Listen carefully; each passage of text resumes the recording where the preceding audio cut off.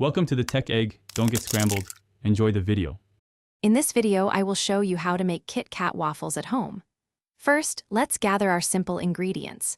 You will need about 4 to 6 standard KitKat bars, 1 cup of your favorite waffle mix, 3/4 of a cup of milk, 1 large egg, and 2 tablespoons of vegetable oil.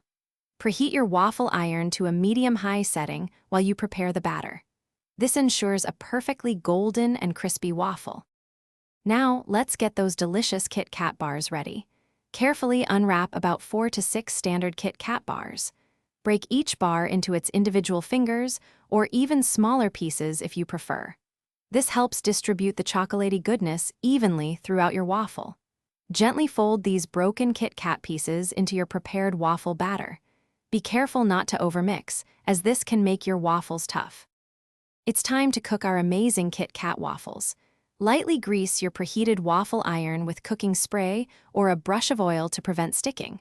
Pour approximately 1/2 to 3/4 of a cup of the KitKat batter onto the hot iron.